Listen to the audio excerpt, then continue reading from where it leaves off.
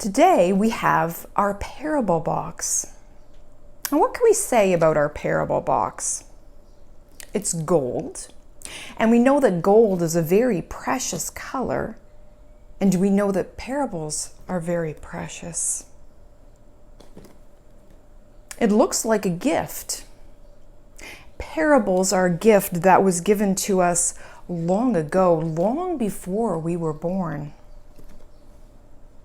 It has a lid on it. Parables need to be opened, and they don't always open the first time. Sometimes you have to come back to a parable time and time again. But don't be discouraged. It will open. I wonder what is in here for our parable today.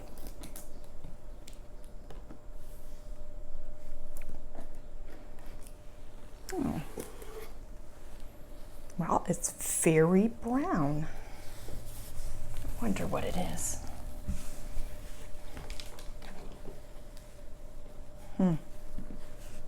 I think it looks like a big brownie. Well, we need more than just brown for our parable.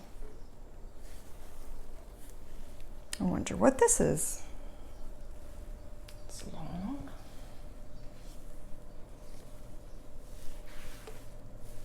And it almost divides this into almost like a big crack. Oh, I know what this is. This is a road from here to there. I wonder what else we have for our parable. Oh. I wonder what these are. They're very dark. It's like a rock or a shadow.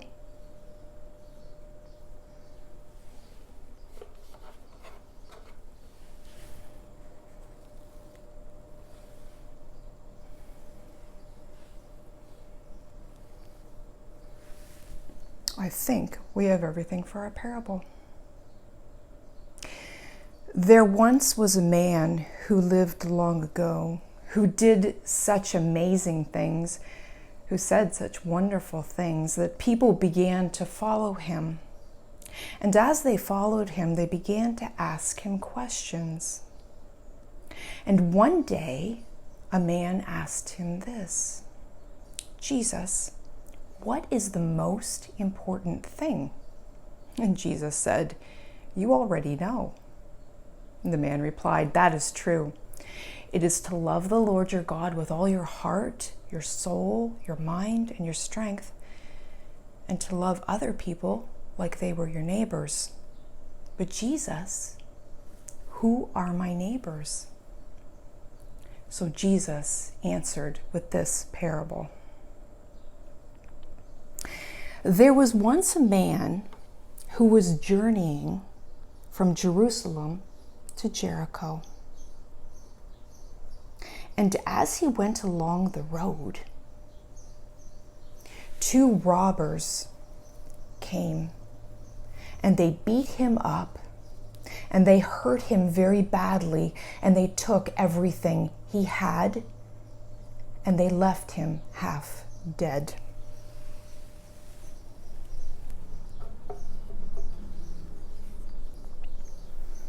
There was a great priest who was moving from Jerusalem to Jericho on the road. And the priest worked at the temple where people worshiped God. And when he happened upon the man who had been beaten and had everything taken from him and had been left half dead, he crossed the road and continued on his journey to Jericho.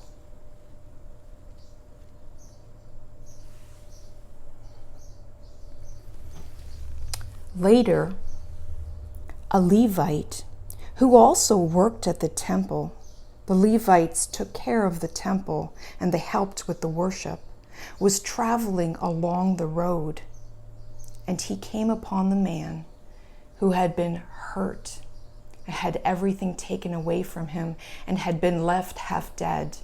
And he too crossed the road and continued on his journey to Jericho.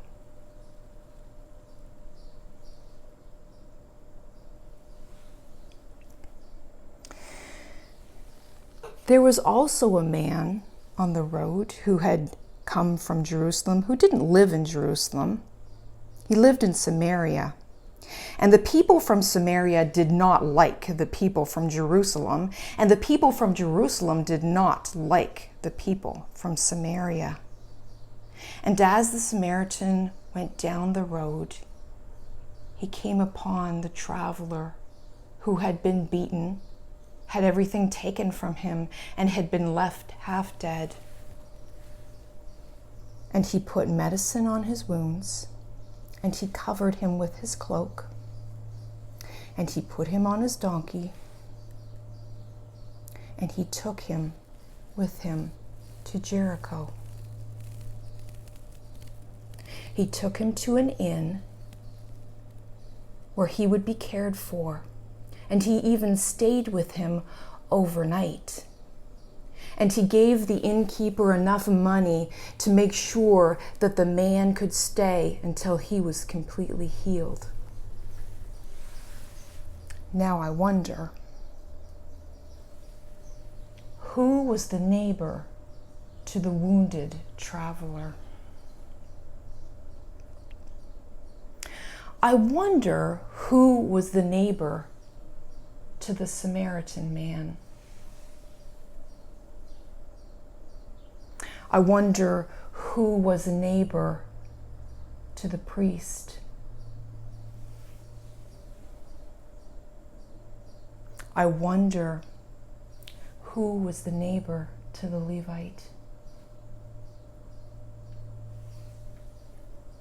And here is a harder question.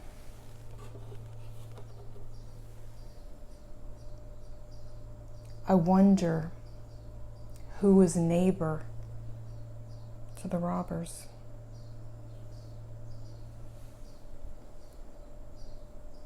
Happy wondering.